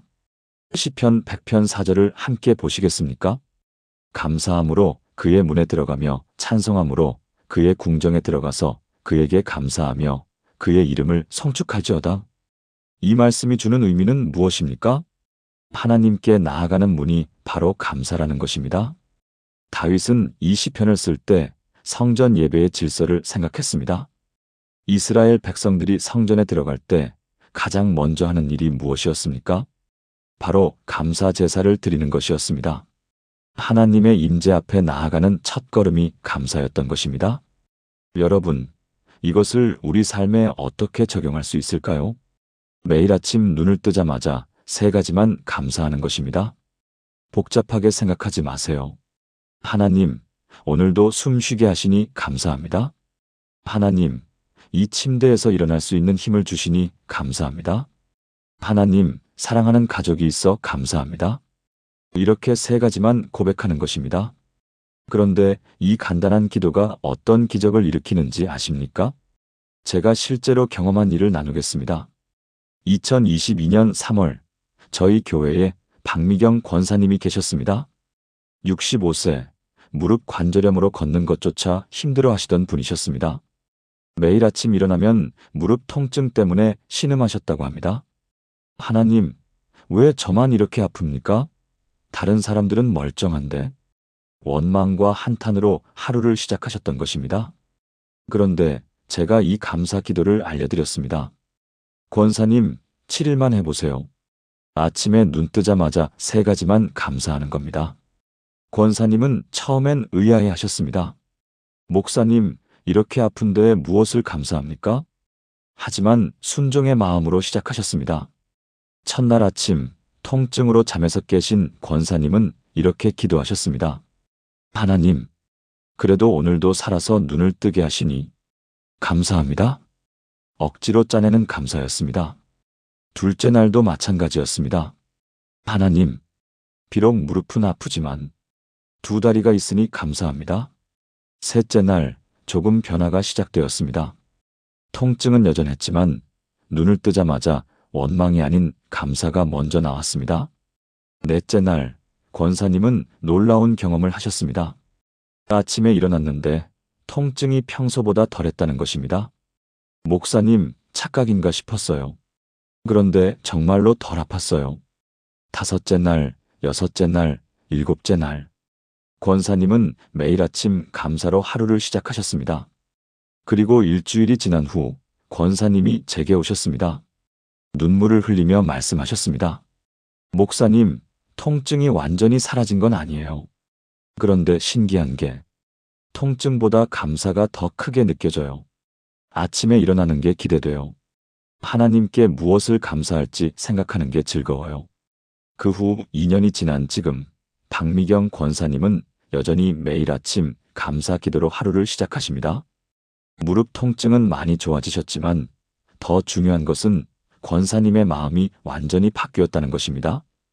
예전에는 원망과 불평으로 가득했던 마음이 이제는 감사와 기쁨으로 넘칩니다. 사랑하는 여러분, 지금 저와 함께 이렇게 기도해 보시겠습니까? 하나님 아버지, 오늘도 저를 살려주시고 이 아침을 맞게 하신 것을 감사합니다. 비록 제 형편은 부족하고 몸은 불편하지만 그럼에도 불구하고 감사합니다. 제 입술에서 원망이 아닌 감사가 나오게 하시고 제 마음에 불평이 아닌 찬송이 가득하게 하소서. 감사로 주님의 문에 들어가며 찬송으로 주님의 궁정에 들어가기를 원합니다. 오늘 하루도 감사의 눈으로 세상을 바라보게 하소서. 예수님의 이름으로 기도합니다. 아멘.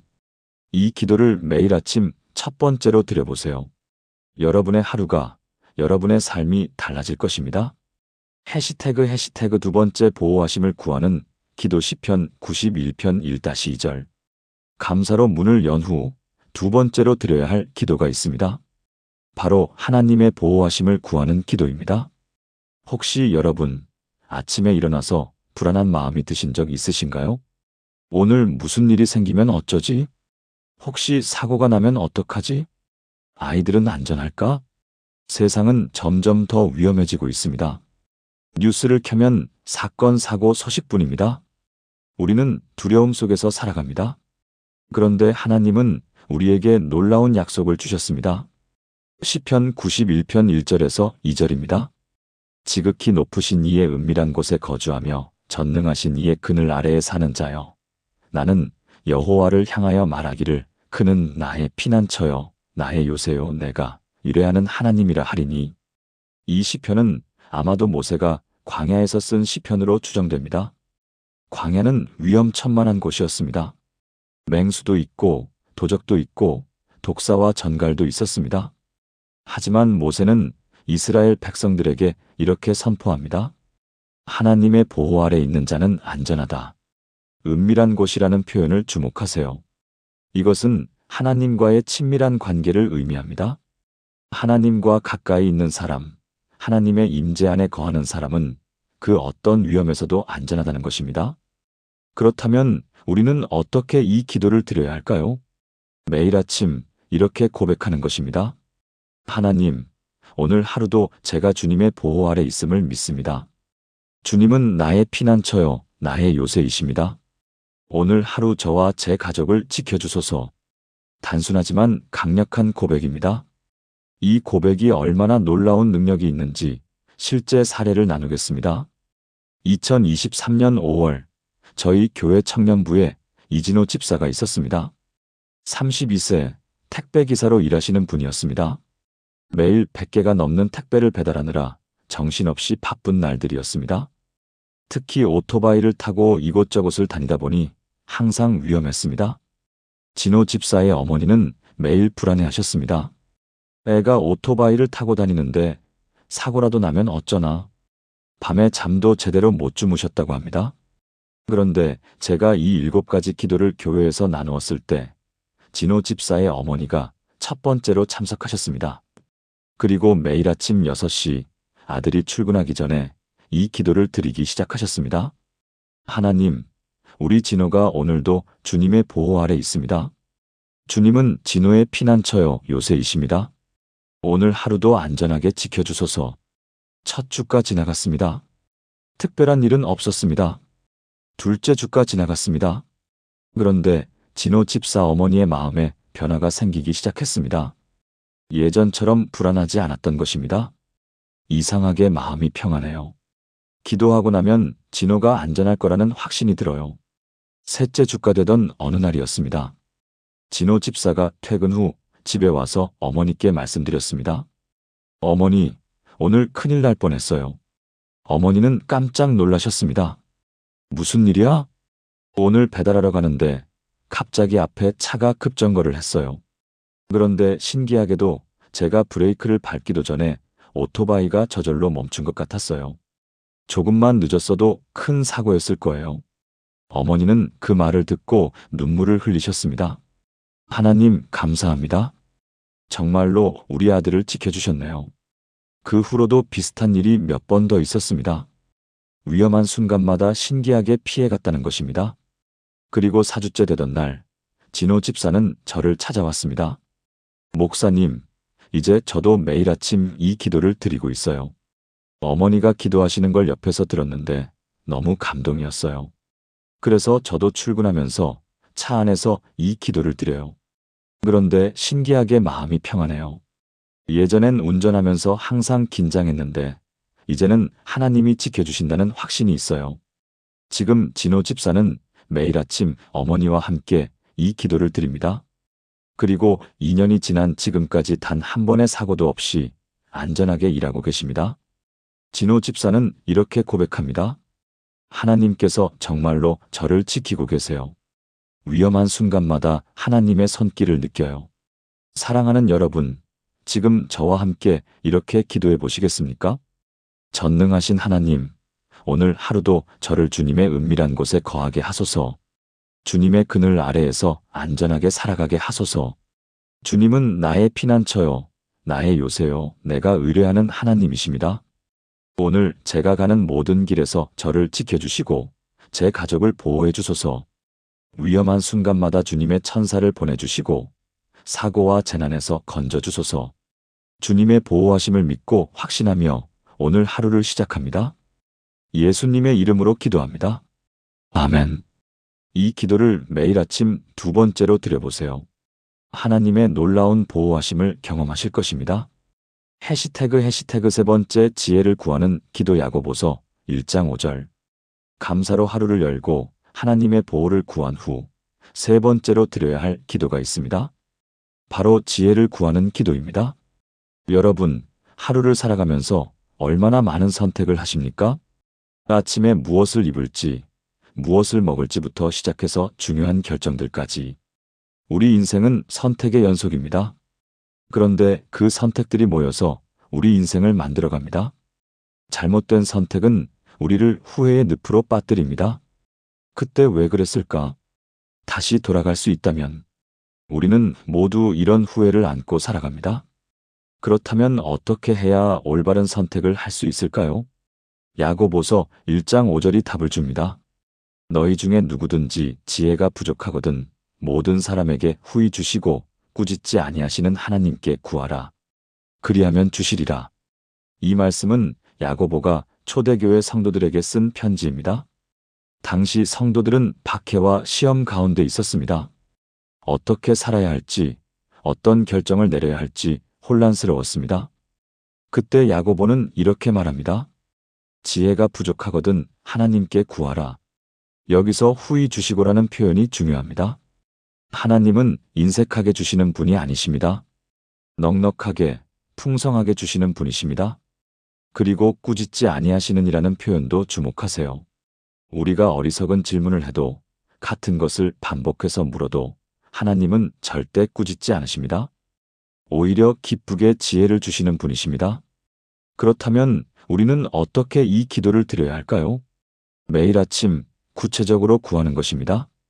하나님, 오늘 제가 내릴 모든 결정에 지혜를 주소서. 어떤 말을 할지, 어떻게 행동할지 지혜를 주소서. 제가 하나님의 뜻을 분별할 수 있도록 지혜를 주소서. 이 간단한 기도가 얼마나 놀라운 변화를 가져오는지 실제 사례를 나누겠습니다. 2023년 9월 저희 교회에 최영희 권사님이 계셨습니다. 59세 중학교 3학년 아들을 둔 어머니셨습니다. 권사님의 고민은 아들의 진로였습니다. 아들은 특성화 고등학교에 가고 싶어 했지만 권사님은 인문계 고등학교를 보내고 싶어 하셨습니다. 우리 아들이 대학을 가야 하는데 특성화고는 안 되지. 어머니와 아들은 매일 다투었습니다. 아들은 반항했고 권사님은 답답해 하셨습니다. 목사님, 제가 어떻게 해야 합니까? 아들의 미래가 걸린 문제인데. 저는 권사님께 이 지혜의 기도를 알려드렸습니다. 권사님, 7일만 이 기도를 드려보세요. 하나님께 지혜를 구하세요. 권사님은 처음엔 반신반의하셨습니다. 기도한다고 답이 나올까요? 하지만 절박한 마음으로 시작하셨습니다. 첫날 아침 권사님은 이렇게 기도하셨습니다. 하나님, 저에게 지혜를 주소서. 아들에게 무엇이 최선인지 알려주소서. 처음에는 형식적인 기도였습니다. 둘째 날, 셋째 날도 마찬가지였습니다. 그런데 넷째 날 아침 기도하던 중에 갑자기 한 생각이 떠올랐습니다. 내가 정말 아들을 위하는 건가? 아니면 내 욕심인가? 권사님은 그 순간 충격을 받으셨습니다. 아, 내가 아들의 말은 한 번도 제대로 들어본 적이 없구나. 다섯째 날, 권사님은 아들과 진지하게 대화를 나누셨습니다. 엄마가 미안해. 내 말을 제대로 들어주지 못했어. 내가 왜 특성화고에 가고 싶은지 말해줄래? 아들은 처음엔 놀랐습니다. 엄마가 이렇게 나온 적이 없었기 때문입니다. 그리고 조심스럽게 자신의 꿈을 이야기했습니다. 엄마, 저는 손으로 무언가를 만드는 게 좋아요. 공부는 잘 못하지만 기술을 배우면 잘할 수 있을 것 같아요. 그리고 특성화고는 졸업하면 바로 취업도 되고 나중에 원하면 대학도 갈 수 있어요. 권사님은 그 말을 들으며 눈물이 났습니다. 아들이 이렇게 깊이 생각하고 있었다는 것을, 자신이 전혀 몰랐다는 것을 깨달았기 때문입니다. 여섯째 날, 권사님은 더 구체적으로 기도하셨습니다. 하나님, 제가 아들의 인생을 결정하는 게 아니라 아들이 하나님께서 주신 재능을 발견하도록 도와주게 하소서. 7째 날, 권사님은 결정하셨습니다. 아들이 원하는 특성화 고등학교를 알아보기로 했습니다. 그리고 놀라운 일이 일어났습니다. 그 학교를 방문했을 때 권사님은 학생들이 열심히 기술을 배우는 모습을 보고 감동했습니다. 아, 우리 아들에게 이런 길도 있구나. 결국 아들은 특성화 고등학교에 입학했습니다. 그리고 지금 2년이 지난 현재 그 아들은 학교에서 최우수 학생으로 선정되어 장학금도 받고 대기업 취업 추천까지 받았습니다. 권사님은 이렇게 고백하십니다. 제가 제 고집대로 했으면 아들은 불행했을 거예요. 하나님께서 지혜를 주셔서 아들의 진짜 재능을 볼 수 있었어요. 기도는 정말 응답됩니다. 사랑하는 여러분, 지금 저와 함께 이렇게 기도해 보시겠습니까? 지혜의 근원이신 하나님, 오늘 하루를 살아가는데 필요한 지혜를 주소서. 제가 내릴 모든 결정에 하나님의 지혜가 함께하게 하소서. 제 생각이 아닌 하나님의 생각으로 판단하게 하시고 제 욕심이 아닌 하나님의 뜻을 구하게 하소서. 말할 때와 침묵할 때를 분별하게 하시고 행동할 때와 기다릴 때를 알게 하소서. 하나님께서 후히 주시는 지혜를 받아 오늘 하루를 지혜롭게 살아가기를 원합니다. 예수님의 이름으로 기도합니다. 아멘. 이 기도를 매일 아침 3번째로 드려보세요. 하나님께서 여러분에게 놀라운 지혜를 주실 것입니다. 해시태그 4번째 용서를 구하고 용서하는 기도 마태복음 6장 12절. 지금까지 감사하고 보호를 구하고 지혜를 구했습니다. 이제 4번째로 드려야 할 가장 중요한 기도가 있습니다. 바로 용서의 기도입니다. 여러분, 혹시 지금 마음에 누군가를 향한 미움이나 원망이 있으신가요? 저 사람만 아니었으면, 저 사람 때문에 내가 이렇게 됐어. 우리는 살아가면서 수많은 상처를 받습니다. 그리고 그 상처는 우리 마음속에 미움과 원망으로 자리 잡습니다. 이것이 우리를 얼마나 괴롭히는지 아십니까? 용서하지 못한 마음은 독약과 같습니다. 우리 자신을 서서히 죽이는 독약입니다. 예수님은 이것을 아셨기에 용서에 대해 강조하셨습니다. 마태복음 6장 12절, 주님이 가르쳐 주신 기도문입니다. 우리가 우리에게 죄 지은 자를 사하여 준 것 같이 우리 죄를 사하여 주시옵고. 이 기도는 주기도문의 핵심 부분입니다. 예수님께서 제자들에게 가르쳐 주신 기도 중에서 유일하게 조건이 붙은 기도입니다. 우리가 다른 사람을 용서한 것처럼 우리도 용서받기를 원합니다. 이것은 무엇을 의미합니까? 하나님의 용서와 우리가 다른 사람을 용서하는 것이 연결되어 있다는 것입니다. 예수님은 마태복음 6장 14-15절에서 더 분명하게 말씀하십니다. 너희가 사람의 잘못을 용서하면 너희 하늘 아버지께서도 너희 잘못을 용서하시려니와 너희가 사람의 잘못을 용서하지 아니하면 너희 아버지께서도 너희 잘못을 용서하지 아니하시리라. 강력한 말씀입니다. 그렇다면 우리는 어떻게 이 기도를 드려야 할까요? 매일 아침 2가지를 기도하는 것입니다. 첫째, 하나님, 제 죄를 용서해 주소서. 우리는 매일 의식적이든 무의식적이든 죄를 짓습니다. 그것을 고백하고 용서를 구하는 것입니다. 둘째, 하나님, 제가 누군가를 용서하지 못하고 있다면 용서할 수 있는 힘을 주소서. 용서는 쉽지 않습니다. 하지만 하나님께서 도우시면 가능합니다. 이 기도가 얼마나 놀라운 치유를 가져오는지 실제 사례를 나누겠습니다. 2022년 7월 저희 교회에 한영숙 집사님이 계셨습니다. 66세, 남편과 사별하시고 혼자 사시는 분이었습니다. 그런데 집사님에게는 15년 동안 만나지 않은 아들이 있었습니다. 아들은 결혼하면서 며느리 때문에 어머니와 연을 끊었습니다. 며느리는 집사님을 싫어했고 아들에게 어머니와 나 중 하나를 선택하라고 했습니다. 아들은 결국 아내를 선택했습니다. 집사님은 15년 동안 아들을 보지 못했습니다. 손주도 한 번 본 적이 없었습니다. 집사님의 마음은 상처로 가득했습니다. 내가 아들을 그렇게 키웠는데 배은망덕한 미움과 원망이 집사님의 마음을 지배했습니다. 교회에 나오시지만 기도가 되지 않았습니다. 하나님, 왜 제게만 이런 일이 있습니까? 그런데 제가 이 7가지 기도를 나눴을 때 집사님이 참석하셨습니다. 특히 이 4번째 기도, 용서의 기도를 들으셨을 때 집사님은 울기 시작하셨습니다. 목사님, 저는 용서할 수 없어요. 15년 동안 한 번도 안 찾아온 자식을 어떻게 용서합니까? 저는 집사님께 말씀드렸습니다. 집사님, 용서는 상대를 위한 것이 아닙니다. 집사님 자신을 위한 것입니다. 용서하지 못한 마음이 집사님을 얼마나 괴롭혀 왔습니까? 7일만 이 기도를 드려보세요. 집사님은 떨리는 마음으로 시작하셨습니다. 첫날 아침 집사님은 이렇게 기도하셨습니다. 하나님, 제 죄를 용서해 주소서. 그리고 제가 아들을 용서할 수 있게 도와주소서.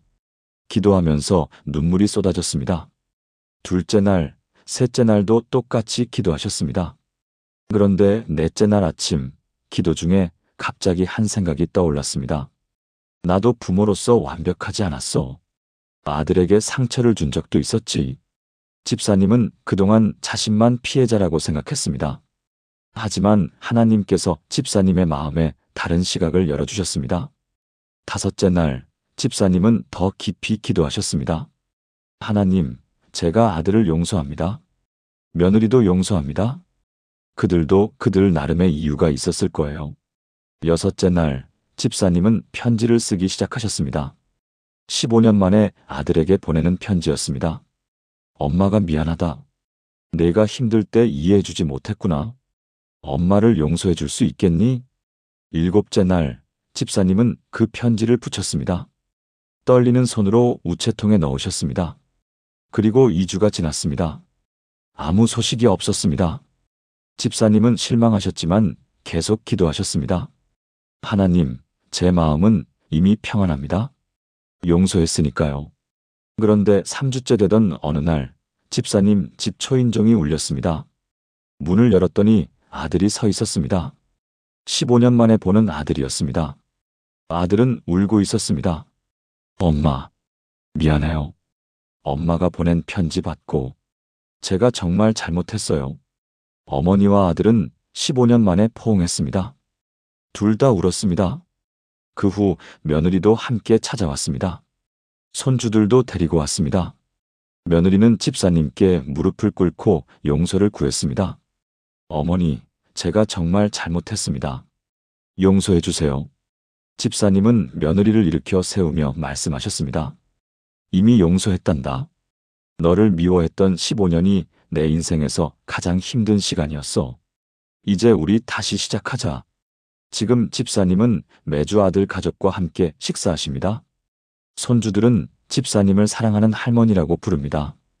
집사님은 이렇게 고백하십니다. 용서는 기적이에요. 제 인생을 완전히 바꿨어요. 15년 동안 제 마음을 짓누르던 돌덩이가 사라졌어요. 이제 저는 자유로워요. 사랑하는 여러분, 지금 저와 함께 이렇게 기도해 보시겠습니까? 긍휼이 풍성하신 하나님, 오늘도 제 모든 죄를 용서해 주소서. 제가 지은 죄, 제가 알지 못하는 죄까지 모두 용서해 주소서. 그리고 하나님, 제 마음속에 누군가를 향한 미움이나 원망이 있다면 보여주소서. 제가 용서하지 못하고 있는 사람이 있다면 용서할 수 있는 힘을 주소서. 용서는 제 힘으로 할 수 없지만 주님의 은혜로 가능함을 믿습니다. 오늘 제 마음에서 미움과 원망을 몰아내시고 사랑과 평안으로 채워주소서.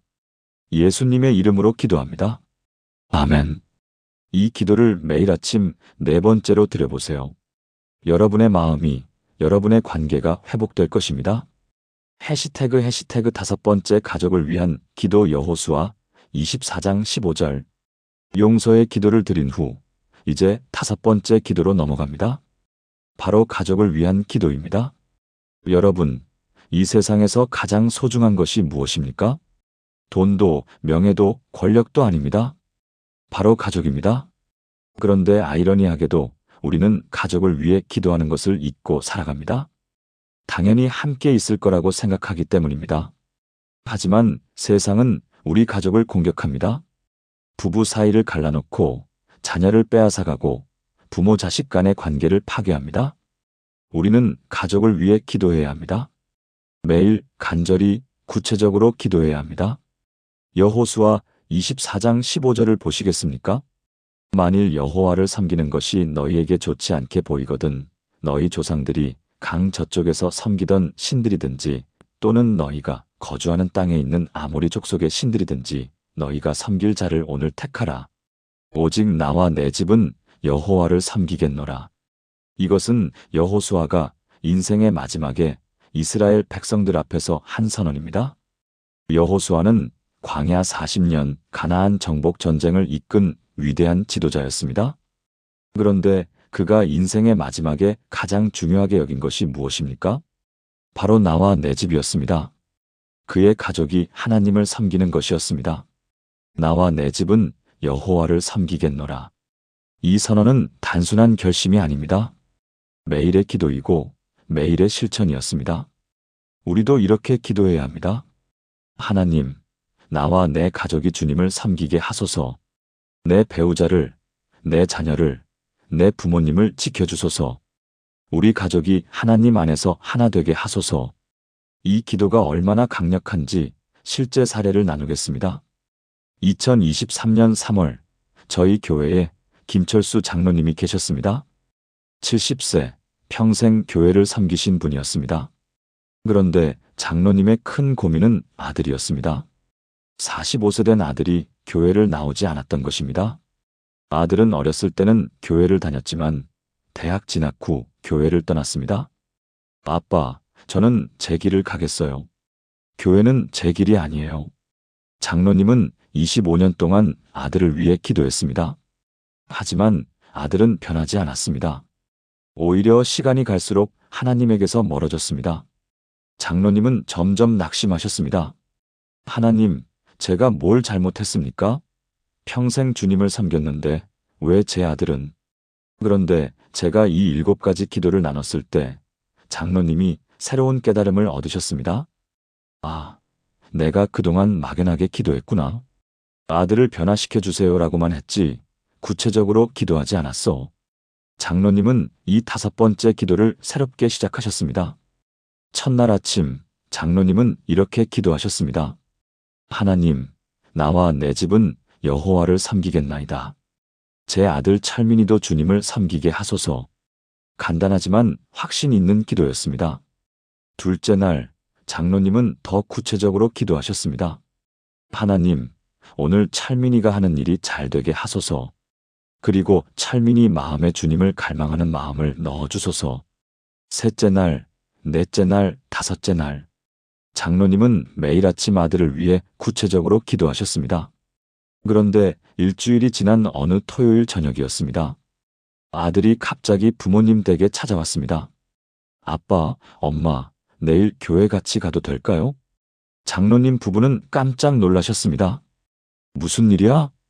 아들은 조심스럽게 말했습니다. 이번 주에 이상한 일이 계속 있었어요. 회사에서 일하는데 갑자기 옛날에 교회 다니던 기억이 나는 거예요. 특히 어렸을 때 불렀던 찬양이 계속 머릿속에 맴돌았어요. 예수 사랑하심은. 그 노래가 계속 생각나서 일도 제대로 못했어요. 장로님은 그 말을 듣고 눈물이 났습니다. 하나님께서 응답하신 것입니다. 다음 날 주일 아들은 25년 만에 교회에 왔습니다. 예배를 드리는 내내 아들은 울었습니다. 예배 후 아들이 장로님께 말했습니다. 아빠, 왜 진작 이렇게 좋은 걸 제대로 알려주지 않으셨어요? 장로님은 웃으며 대답하셨습니다. 알려줬지. 내가 듣지 않았을 뿐이야. 그런데 하나님께서 내 귀를 열어주신 거야. 그 후 아들은 매주 교회에 나왔습니다. 3개월 후에는 새신자 교육을 받았습니다. 6개월 후에는 소그룹에 들어갔습니다. 그리고 1년 후 아들은 세례를 받았습니다. 지금 그 아들은 교회 청년부에서 열심히 봉사하고 있습니다. 장로님은 이렇게 고백하십니다. 25년 동안 기도했지만 막연한 기도였어요. 그런데 이렇게 구체적으로 확신을 갖고 기도하니까 응답이 온 거예요. 나와 내 집은 여호와를 섬기겠나이다. 이 선언이 얼마나 강력한지 이제 알겠어요. 그런데 더 놀라운 일이 있었습니다. 아들의 변화를 본 며느리도 교회에 나오기 시작한 것입니다. 그리고 손주들도 함께 교회에 다니게 되었습니다. 한 사람의 기도가 온 가족을 변화시킨 것입니다. 사랑하는 여러분, 지금 저와 함께 이렇게 기도해 보시겠습니까? 가정을 세우신 하나님, 오늘도 제 가족을 주님께 맡겨드립니다. 나와 내 집은 여호와를 섬기겠나이다. 제 배우자를 지켜주시고 제 자녀들을 보호해 주시며 제 부모님을 건강하게 하소서. 우리 가족이 주님 안에서 하나 되게 하시고 서로 사랑하고 용서하며 살아가게 하소서. 특별히 아직 주님을 모르는 가족이 있다면 그들의 마음 문을 열어주소서. 우리 가족 모두가 주님을 섬기며 주님의 축복 안에서 살아가게 하소서. 예수님의 이름으로 기도합니다. 아멘. 이 기도를 매일 아침 5번째로 드려보세요. 여러분의 가족에게 놀라운 변화가 일어날 것입니다. 해시태그 6번째 믿음을 구하는 기도 히브리서 11장 1절. 가족을 위한 기도를 드린 후 이제 6번째 기도로 넘어갑니다. 바로 믿음을 구하는 기도입니다. 여러분, 혹시 이런 생각 해보신 적 있으신가요? 내 믿음이 너무 약한 것 같아. 다른 사람들은 믿음이 강한데 나는 정말 하나님이 계실까? 가끔 의심이 들어. 우리는 모두 믿음의 연약함을 경험합니다. 확신했다가도 흔들리고 믿었다가도 의심하는 이것이 우리의 현실입니다. 그런데 놀라운 사실은 믿음도 기도로 구할 수 있다는 것입니다. 믿음은 우리가 만들어내는 것이 아니라 하나님께서 주시는 선물입니다. 히브리서 11장 1절을 보시겠습니까? 믿음은 바라는 것들의 실상이요 보이지 않는 것들의 증거니. 이 말씀은 믿음의 정의입니다. 믿음은 바라는 것들의 실상입니다. 아직 이루어지지 않았지만 이미 이루어진 것처럼 확신하는 것입니다. 믿음은 보이지 않는 것들의 증거입니다. 눈에 보이지 않지만 분명히 존재한다는 것을 확신하는 것입니다. 히브리서 기자는 11장 전체를 통해 믿음의 선진들을 소개합니다. 아벨, 에녹, 노아, 아브라함, 모세. 이들의 공통점은 무엇입니까? 보이지 않는 하나님을 보는 것처럼 믿었다는 것입니다. 그렇다면 우리는 어떻게 믿음을 구해야 할까요? 매일 아침 이렇게 기도하는 것입니다. 하나님, 오늘도 제 믿음을 강하게 하소서. 보이지 않아도 주님을 믿게 하소서. 흔들릴 때 주님을 붙잡게 하소서. 이 기도가 얼마나 놀라운 변화를 가져오는지 실제 사례를 나누겠습니다. 2022년 11월 저희 교회에 이명숙 집사님이 계셨습니다.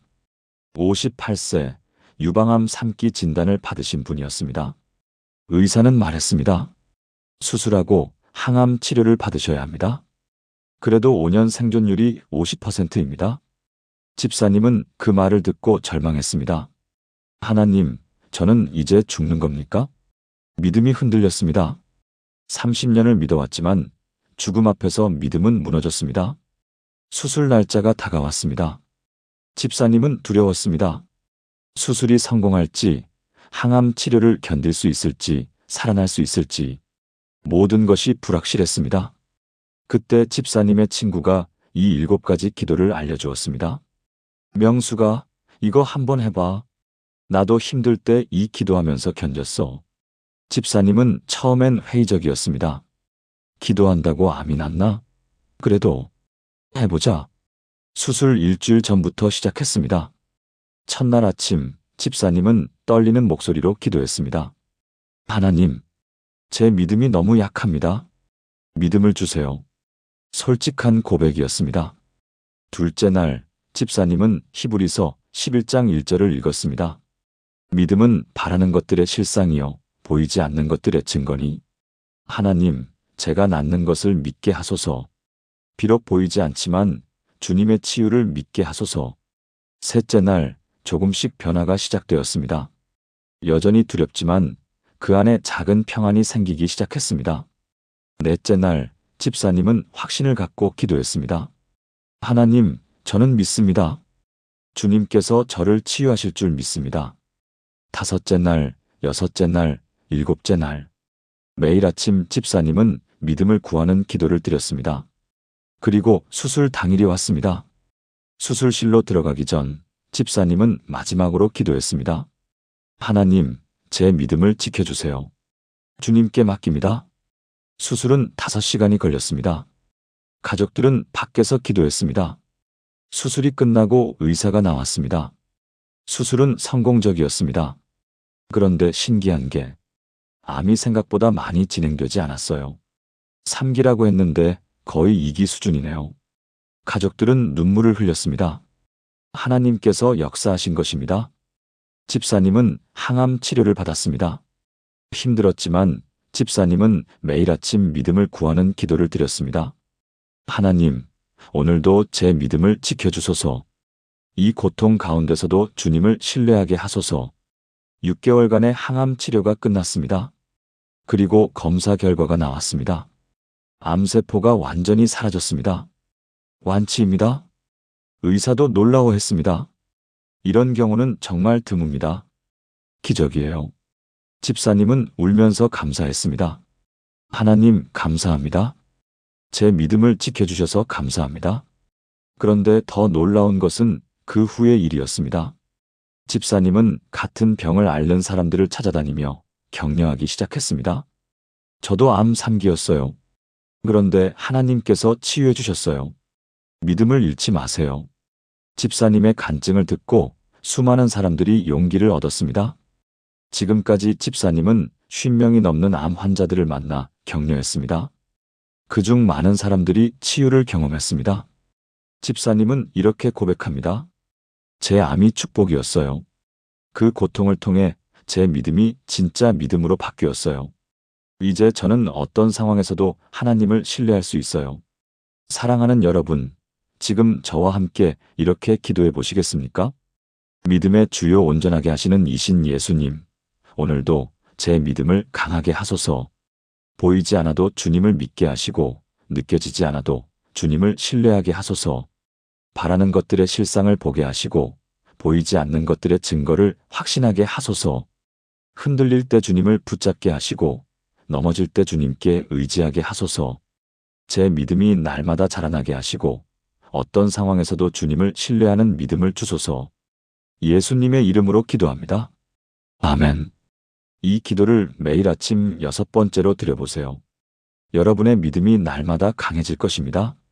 해시태그 7번째 하루를 주님께 맡기는 기도 잠언 3장 5-6절. 이제 마지막 7번째 기도입니다. 바로 하루를 주님께 맡기는 기도입니다. 여러분, 지금까지 6가지 기도를 드렸습니다. 감사하고, 보호를 구하고, 지혜를 구하고, 용서하고, 가족을 위해 기도하고, 믿음을 구했습니다. 이제 마지막으로 할 일이 남았습니다. 바로 오늘 하루를 완전히 하나님께 맡기는 것입니다. 우리는 종종 기도는 하면서도 여전히 우리가 통제하려고 합니다. 하나님, 제 계획대로 되게 해주세요. 이것은 기도가 아니라 요구입니다. 진짜 기도는 하나님의 뜻대로 되게 해주세요입니다. 잠언 3장 5절에서 6절을 보시겠습니까? 너는 마음을 다하여 여호와를 신뢰하고 내 명철을 의지하지 말라.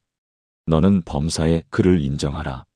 그리하면 내 길을 지도하시리라. 이 말씀은 솔로몬이 그의 지혜로 우리에게 주는 최고의 조언입니다.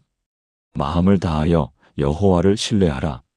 반쯤 신뢰하는 것이 아니라 완전히 신뢰하라는 것입니다.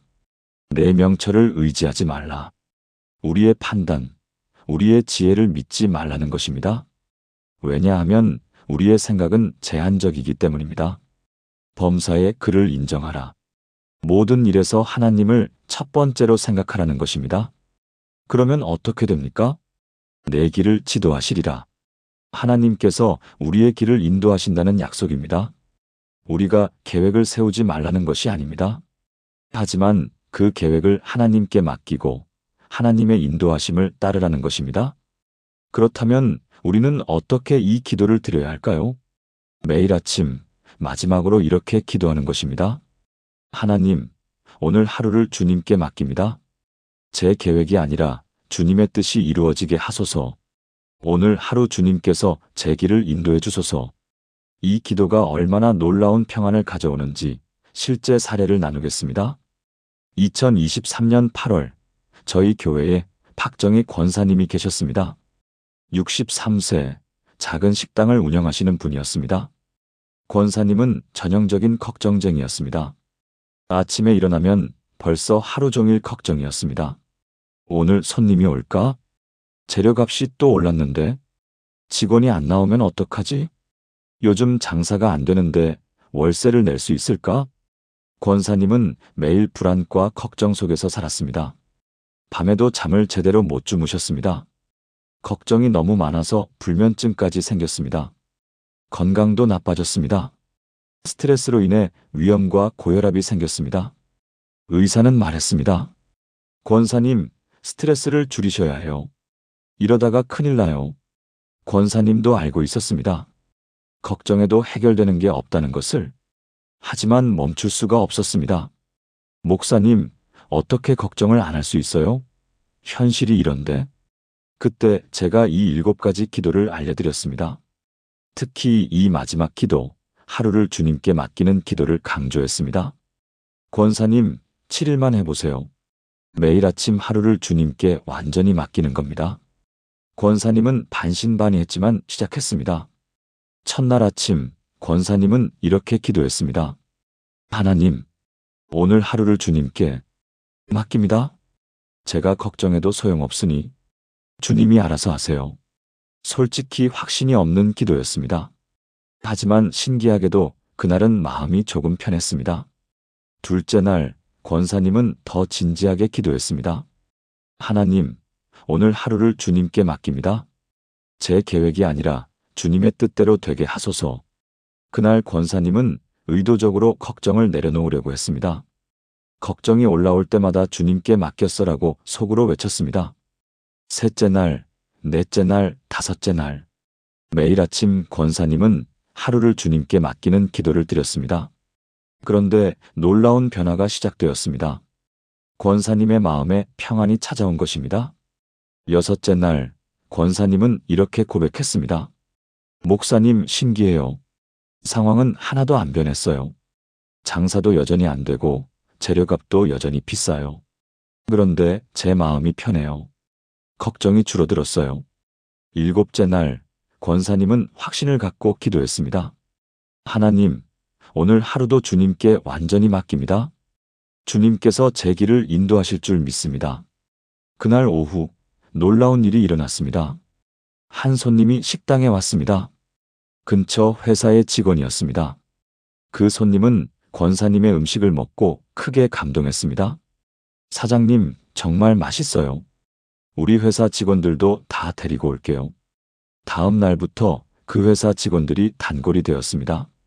매일 20명 이상이 찾아왔습니다. 그것도 모자라 그 손님이 SNS에 식당을 소개했습니다. 숨은 맛집 발견. 꼭 가보세요. 그 글이 퍼지면서 손님이 몰려들기 시작했습니다. 한 달 만에 권사님의 식당은 지역 맛집이 되었습니다. 예약을 해야 먹을 수 있을 정도였습니다. 권사님은 눈물을 흘리며 감사했습니다. 하나님, 제가 그렇게 걱정하고 애썼을 때는 안 됐는데 주님께 맡기고 나니까 이렇게 해주시네요. 그런데 더 중요한 것은 권사님의 내면의 변화였습니다. 장사가 잘 되든 안 되든 이제 권사님은 평안했습니다. 주님께서 알아서 하실 거야라는 확신이 생긴 것입니다. 불면증도 사라졌습니다. 위염과 고혈압도 많이 좋아졌습니다. 권사님은 지금도 매일 아침 이 기도를 드립니다. 하나님, 오늘 하루도 주님께 맡깁니다. 그리고 이렇게 고백합니다. 이 기도가 제 인생을 바꿨어요. 제가 통제하려고 하던 삶에서 하나님께 맡기는 삶으로 바뀌었어요. 이제 저는 자유로워요. 사랑하는 여러분, 지금 저와 함께 이렇게 기도해 보시겠습니까? 모든 것을 다스리시는 하나님, 오늘 하루를 주님께 온전히 맡겨드립니다. 제 계획이 아니라 주님의 뜻이 이루어지기를 원합니다. 마음을 다하여 주님을 신뢰하고 제 명철을 의지하지 않겠습니다. 범사의 주님을 인정하오니 제 길을 지도해 주소서. 오늘 하루 만날 사람, 할 일, 겪을 상황 모두를 주님께 맡깁니다. 주님께서 예비하신 길을 따라가게 하시고 주님의 섭리 안에서 살아가게 하소서. 걱정과 불안을 내려놓고 주님의 평안을 누리며 오늘 하루를 살아가기를 원합니다. 예수님의 이름으로 기도합니다. 아멘. 이 기도를 매일 아침 7번째로 마지막으로 드려보세요. 여러분의 하루가, 여러분의 인생이 완전히 달라질 것입니다. 해시태그 통합기도문. 사랑하는 여러분, 지금까지 7가지 기도를 나눴습니다. 이제 이 모든 기도를 하나로 엮어 함께 기도하겠습니다. 저를 따라 기도해 주시겠습니까? 전능하신 하나님 아버지, 오늘 이 아침 주신 7가지 기도의 은혜를 감사드립니다. 감사함으로 주님의 문에 들어가게 하시고 주님의 보호 아래 안전하게 거하게 하시며 지혜를 풍성히 주시고 용서하고 용서받게 하시며 가족을 지켜주시고 믿음을 강하게 하시며 하루를 주님께 맡기게 하신 은혜를 찬양합니다. 저는 고백합니다. 오늘도 숨 쉬게 하시니 감사하고 주님의 은밀한 곳에 거하며 주님의 지혜로 살아가며 용서하고 용서받으며 나와 내 집은 여호와를 섬기며 보이지 않아도 주님을 믿으며 마음을 다하여 주님을 신뢰합니다. 오늘부터 저와 제 가족이 매일 아침 이 7가지 기도로 하루를 시작하게 하소서. 이 기도가 우리 삶의 습관이 되게 하시고 우리 가정의 전통이 되게 하시며 우리 영혼의 호흡이 되게 하소서. 감사와 찬송으로 시작하여 보호하심을 확신하고 지혜롭게 결정하며 용서와 화해로 관계를 회복하고 가족을 위해 중보하며 믿음으로 승리하고 모든 것을 주님께 맡기는 삶을 살게 하소서. 이 7가지 기도를 통해 우리의 아침이 달라지고 우리의 하루가 변화되며 우리의 인생이 새로워지기를 간절히 기도합니다. 주님의 말씀대로 살아가며 주님의 뜻 안에서 행하며 주님의 영광을 나타내는 삶을 살게 하소서. 이 모든 말씀과 약속이 우리 삶에 온전히 이루어지기를 믿고 선포합니다. 살아계신 예수 그리스도의 이름으로 기도합니다. 아멘. 사랑하는 여러분, 지금까지 7가지 기도를 함께 나눴습니다. 정리하면 이렇습니다. 첫째, 감사로 문을 여는 기도입니다. 매일 아침 3가지를 감사하세요. 둘째, 보호하심을 구하는 기도입니다. 주님이 나의 피난처요, 요새라고 고백하세요. 셋째, 지혜를 구하는 기도입니다. 오늘 내릴 모든 결정에 지혜를 달라고 구하세요. 넷째, 용서를 구하고 용서하는 기도입니다. 내 죄를 용서받고 다른 사람을 용서하세요. 다섯째, 가족을 위한 기도입니다. 나와 내 집은 여호와를 섬기겠다고 선언하세요. 여섯째, 믿음을 구하는 기도입니다. 보이지 않아도 주님을 믿게 해달라고 구하세요. 일곱째, 하루를 주님께 맡기는 기도입니다. 오늘 하루를 완전히 주님께 맡기세요. 이 7가지 기도를 매일 아침 드려보세요. 단 7일입니다. 7일만 해보세요. 여러분의 인생이 놀랍게 변하는 것을 경험하실 것입니다. 김순자 집사님처럼, 이진호 집사님처럼, 최영희 권사님처럼, 한영숙 집사님처럼, 김철수 장로님처럼, 이명숙 집사님처럼, 박정혜 권사님처럼 수많은 분들이 이 7가지 기도로 인생이 변했습니다. 여러분도 할 수 있습니다. 오늘부터 시작하세요. 내일 아침 눈을 뜨자마자 이 7가지 기도를 드리세요. 하나님께서 여러분의 삶에 놀라운 역사를 행하실 것입니다. 이 영상이 도움이 되셨다면 좋아요를 눌러주시고 더 많은 분들이 이 은혜를 나눌 수 있도록 구독과 알림 설정 부탁드립니다. 그리고 댓글로 7일 기도 시작합니다라고 다짐해 주세요. 여러분의 고백이 여러분의 믿음을 더 강하게 할 것입니다. 하나님의 풍성한 은혜와 사랑이 여러분과 여러분의 가정에 가득하기를 축복합니다. 오늘도 주님 안에서 승리하시길 바랍니다. 감사합니다.